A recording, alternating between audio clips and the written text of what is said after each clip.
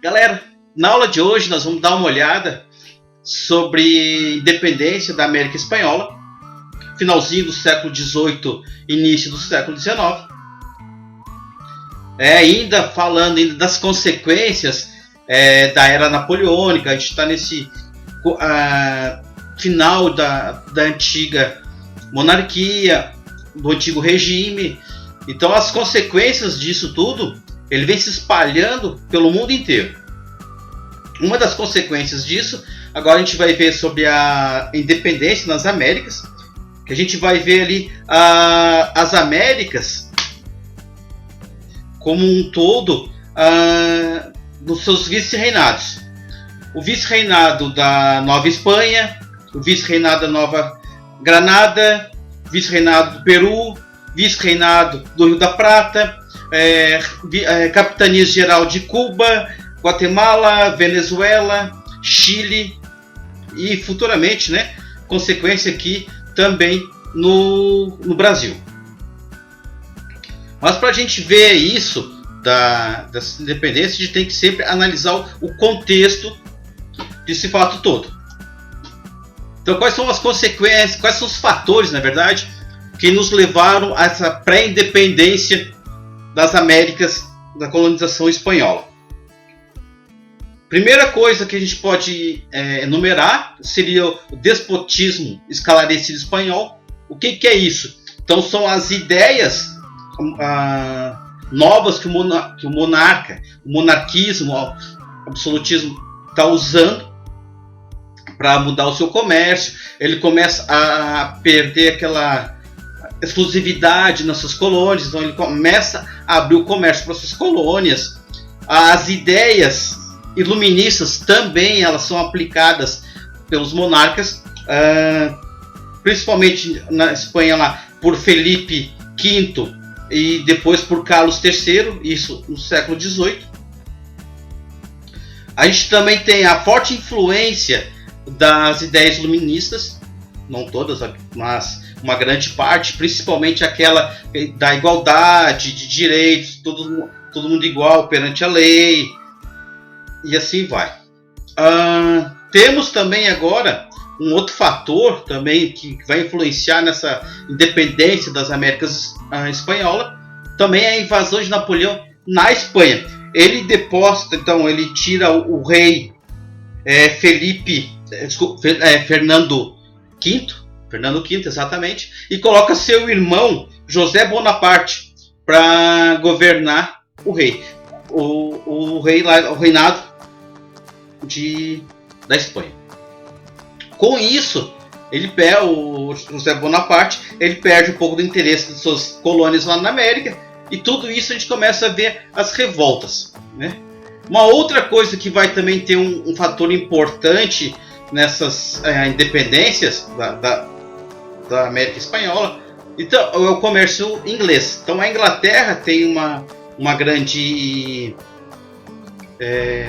interesse, um grande interesse sobre isso, porque ele começa a ver um novo cliente, um novo campo de trabalho para ganhar mais dinheiro, lógico, Então, outro fator importante nesse período para as independências da América Espanhola também é a crise da mineração.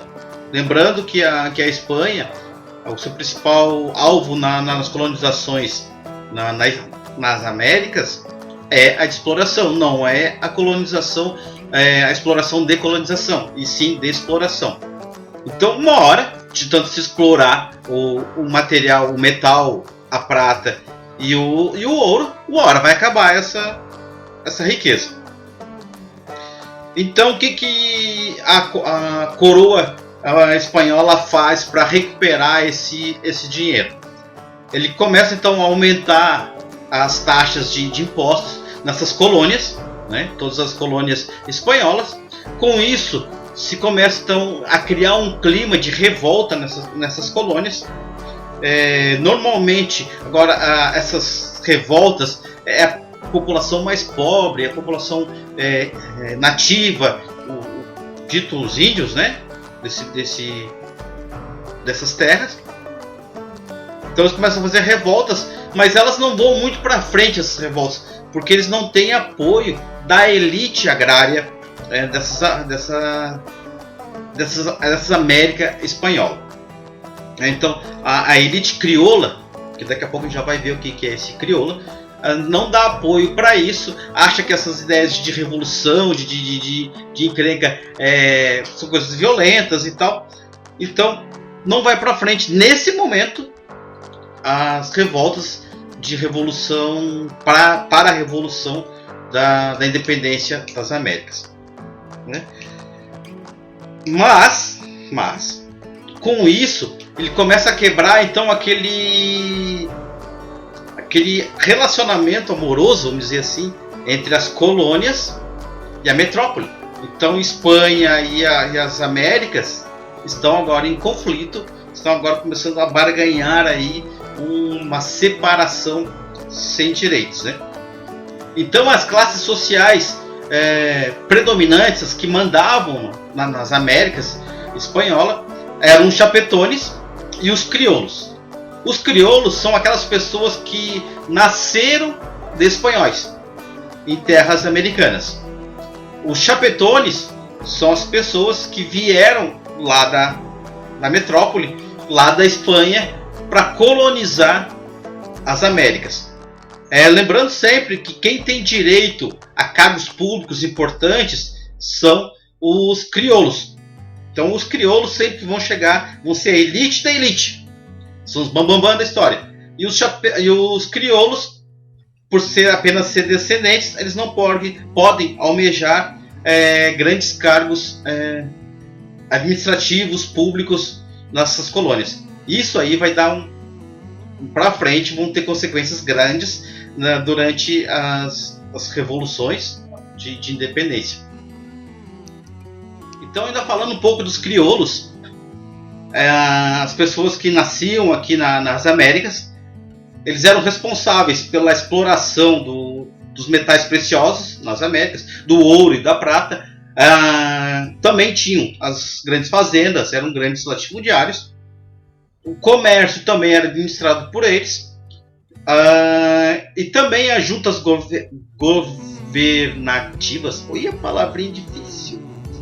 Então, eles que lideravam isso.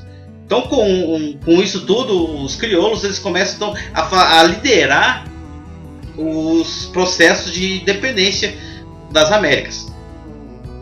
Então, agora o domínio da elite crioula começa a ficar forte. Então, nós temos lá na Europa a derrota de Napoleão Bonaparte na Guerra de Waterloo, onde ele foi preso de novo. Com isso, o irmão dele, que era o rei da Espanha, o José Bonifácio, ele é deposto, tiram ele de lá. Assume o reinado lá o Fernando VII, não o quinto, como eu falei anteriormente, é o Fernando VII. Só que com isso, com o Fernando VII assumindo o reinado da Espanha, no Congresso de Viena, lá na Áustria, eles começam agora a querer que o absolutismo retorne à Europa. A primeira coisa que eles querem fazer é o pacto colonial, o mercantilismo, onde vai ter aquele monopólio novamente. Então as colônias, seja lá quais que sejam, elas são obrigadas a apenas fazer negócio com essa metrópole, tanto compra como venda. Isso aí os crioulos não querem que aconteça. Então a revolta então desse povo das Américas em busca da sua independência é grande.